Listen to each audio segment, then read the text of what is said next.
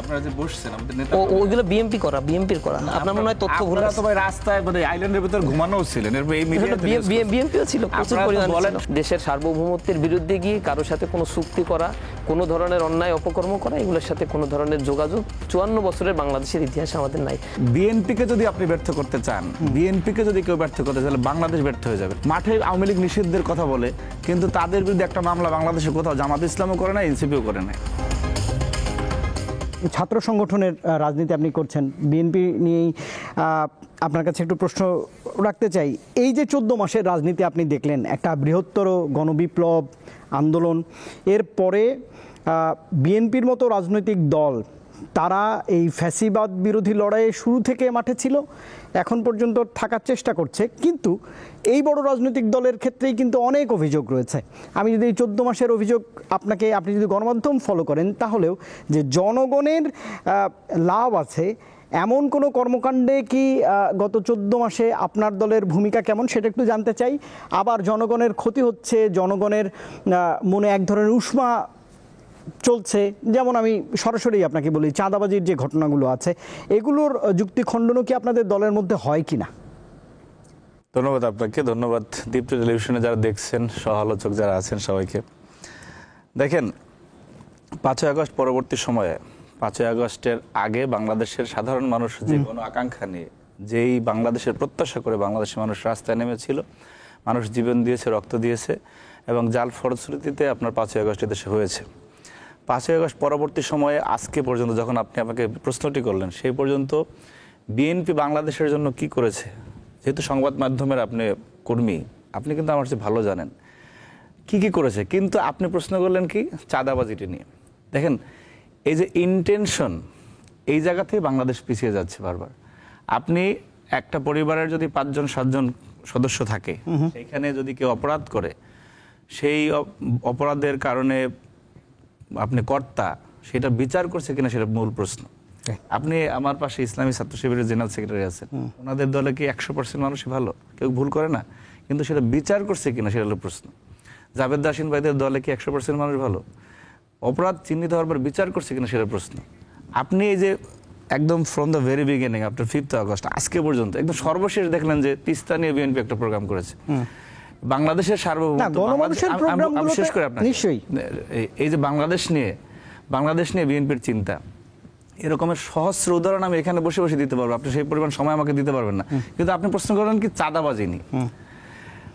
আমি জনগণের অসন্তোষের কথাটাই বলছি। জনগণের অসন্তোষ তো দখলদারিত্ব, চাঁদাবাজি, এই যে যারা নতুন বন্দোবস্তের কথা বলে এদেশে আসছেন, তাদের অসংখ্য নেতাকর্মীদের বিষয়ে এরকম প্রশ্ন রয়েছে।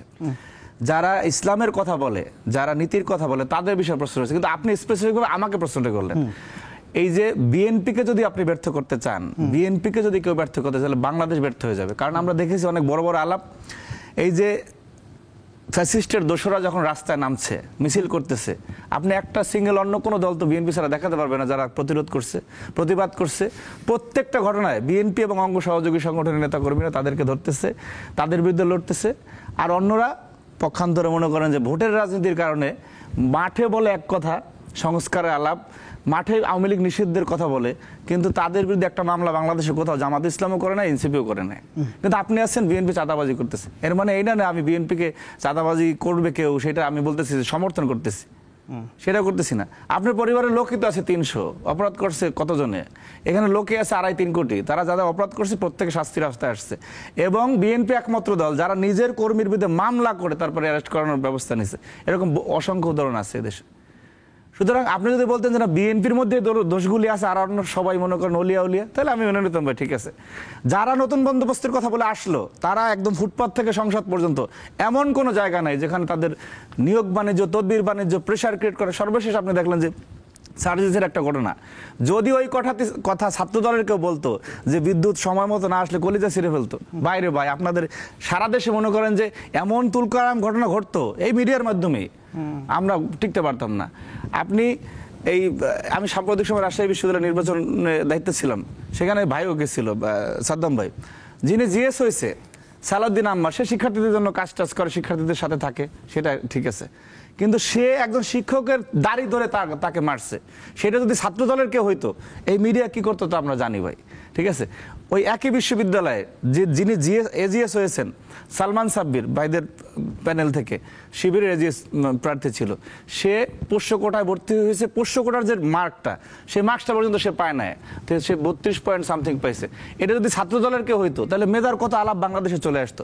আমরা 5ই আগস্টের পর থেকে এই যে পরিকল্পিত ক্যারেক্টার অ্যাসাসিনেট করা ছাত্র দলের বিরুদ্ধে, বিএনপির বিরুদ্ধে, সেটাও আমাদের মোকাবেলা করা লাগতেছে। ঠিক যেরকম আমরা বাংলাদেশকে নিয়ে ভাবতেছি, বাংলাদেশকে ধারণ করে এই আধিপত্যবাদী শক্তির বিরুদ্ধে একমাত্র লড়ে যাওয়া দলের নাম হচ্ছে বাংলাদেশ জাতীয়তাবাদী দল, বিএনপি। আমি একমাত্র শব্দটা কেন বললাম?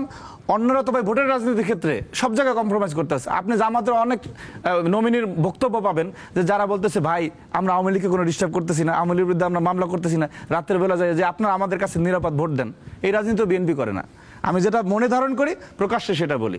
সুতরাং আপনি ভাই সহযোগিতা করেন, আপনারা যারা আছেন মিডিয়ার, সহযোগিতা করেন যে বাংলাদেশে যে বিএনপি বাংলাদেশপন্থী দল, বাংলাদেশের শক্তি, একে যদি ব্যর্থ করতে যান তাহলে আপনারা সবাই ব্যর্থ হবেন।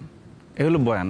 আপনার বক্তব্য মনে হচ্ছে অনেক বৈরী পরিস্থিতিতে আপনারা রাজনীতি করছেন এবং দশক ধরেই করছেন।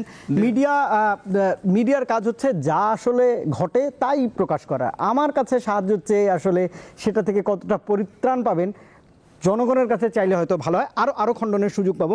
আমি একটু আসতে চাই সাদ্দাম আপনার কাছে, নুরুল ইসলাম সাদ্দাম, আপনি যে দলের রাজনীতি করছেন সেই দলটি অনেক পুরনো এবং বাংলাদেশের মানুষের কাছে কিছু বিষয়ে অমীমাংসিতও রয়েছে বা আপনারা মীমাংসাও করে দিয়েছেন। আমি একদমই স্বাধীনতার প্রশ্নে আসছি, সেগুলো একটু বলবেন। এবং একই সঙ্গে বিশ্ববিদ্যালয়ে তো আপনাদের ল্যান্ডস্লাইড দেখলাম সকল ছাত্র সংগঠনের যে নির্বাচনগুলো হলো তাতে, কিন্তু সাধারণ মানুষের মধ্যে যে জামাত ইসলামী বাংলাদেশ নিয়ে যে অনুভূতি, চিরায়ত যে অনুভূতি গ্রাম বাংলার মানুষের কাছে, সেখানে আপনারা কতটা আঁচড় ফেলতে পেরেছেন সেটি বলবেন। আর একই সঙ্গে দুজন রয়েছেন, তাদের বক্তব্যে আমি দেখতে পাচ্ছি যে রাজনীতির মাঠে এখনও অনেক অনৈক্য, সেটিকেও একটু বিশ্লেষণ করবেন।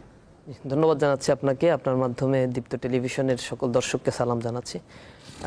আমি লাস্টের দিক থেকেই একটু বলতে চাই, রাজনীতির মাঠে অনৈক্যর বিষয়টা, আমি একটু অপটিমিস্টিক মানুষ, পেসিমিজম বা পেসিমিস্টিক চিন্তা থেকে একটু নিজেকে দূরে রাখার চেষ্টা করি।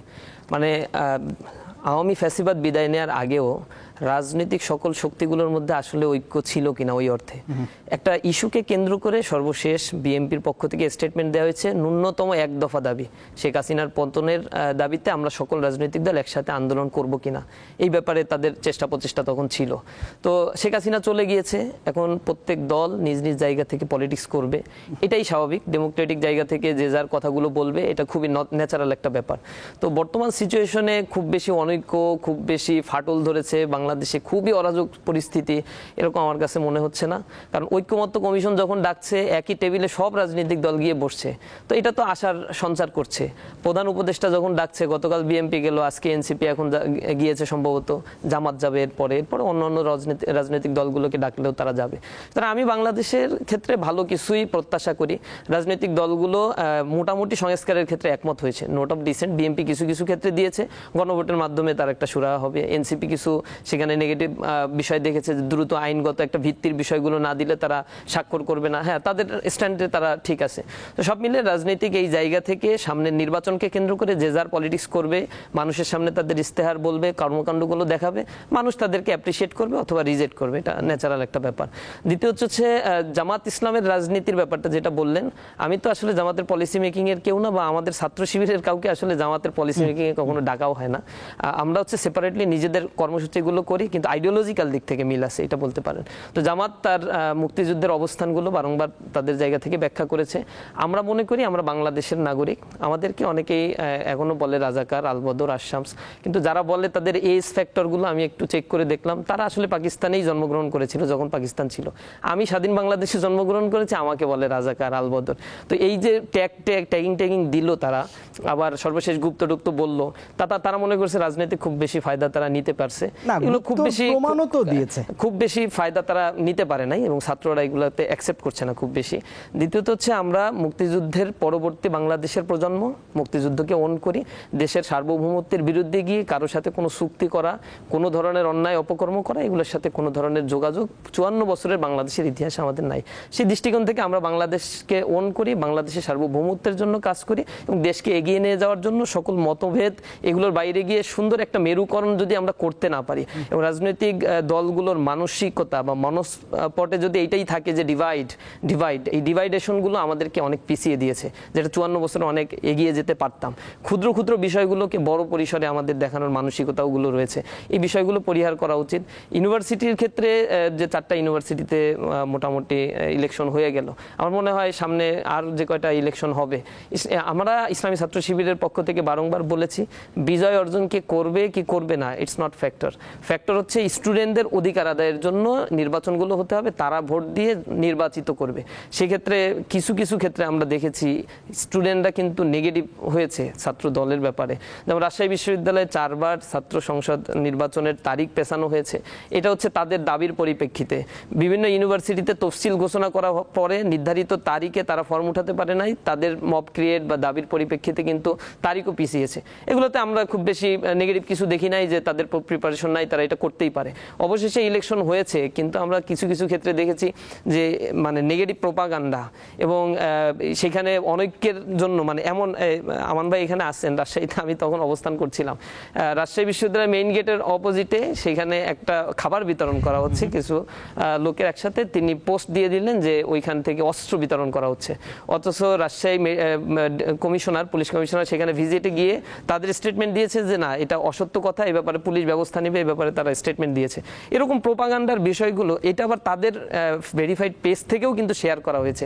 মানে এই পর্যায়ের একজন নেতা যদি না জেনে এমন একটা বিষয় বলে যেগুলো বলতে পারবেন, একটু যোগ করুন। বিশ্ববিদ্যালয়ের যে আপনাদের যে তাবুগুলো ছিল, কোথায় তাবু? মানে আপনারা যে বসছেন আমাদের নেতা, ওইগুলো বিএমপির করা, আপনার মনে হয় তথ্য ভুল আছে। আপনারা তো ভাই রাস্তায় মানে আইল্যান্ডের ভিতর ঘুমানোও ছিলেন, এরপর এই মিডিয়াতে বিএমপিও ছিল প্রচুর পরিমাণে। বলেন, শুনেন, আপনারা তো বলেন যে আপনারা এই যে কি বলে এটারে লেজুর ভিত্তিক রাজনীতি করেন না, আপনার ডাকসু যাই হইলো, আপনাদের যে জামাতের সারা দেশের নেতা কর্মীরা এই যে শাহবাগ থেকে নীলক্ষেতে সব জায়গায়, এটা বিএমপির কয়জন ছিল? আমি ওই যে দায় চাপানোর রাজনীতির জায়গা থেকে সে কথা বলছে। আমি একটা আপনি আমার স্লটে কথা বলছেন তো না, প্রশ্ন করছি, আমি আমার স্লটে কথা বলতেছি যে সে মিথ্যা প্রোপাগান্ডা ছড়াইছে, সে নিয়ে গেছে কিন্তু অন্য আলোচনা। আমি কথা শেষ করতে দিই, ঠিক আছে, আমি যোগ করতে না, যেখানে আপনি বলেন, আপনি কথা শেষ করেন। বুঝছি তো ভাই আপনাদের একটা টান আছে, সমস্যা নেই। বিষয় হচ্ছে যে আপনি যেখানে মানে হলরুমে বসতে পারতেছেন, মানে কিছু হলে এরকম ট্যাগিং দেখবেন আর কি, হলরুমে যেখানে বসতে পারতেছেন, ওনার প্রশ্নটা নিব, যেখানে হলরুমে বসতে পারতেছেন, সে আপনি কি হলরুমের পিছনে যে খাবার বিতরণ করবেন? আপনি এখানে তাবু করে সবাই বসছেন, আপনি খাবার দিচ্ছেন জঙ্গলে, এটা কোন ধরনের কথা ভাই? আপনি কেন জঙ্গলে যায় খাবার দিবেন? এজন্য মিথ্যা বলতে হবে যে অস্ত্র দিচ্ছে। জঙ্গলে খাবার দিলেন কারণে ব্যাখ্যাটা দেন, আপনার জঙ্গলে কেন খাবার দিলেন ব্যাখ্যাটা নিয়ে এই ব্যাখ্যাটা দিবেন। আচ্ছা, জঙ্গলে খাবার দিক আর হচ্ছে বনে বাজারে খাবার দিক, এটা কি নিষেধ? বাংলাদেশে নিষেধ আছে? আপনি সেজন্য বলবেন যে অস্ত্র বিতরণ করছেন? অবশ্যই অস্ত্র বিতরণ করছেন। এটা তো বড় ধরনের অ্যালিগেশন করছেন। আধা ঘন্টা পরে তারা আবার এখানে খাবার আবার সেই মিথ্যা খাবার পাঠায়, তারপরে না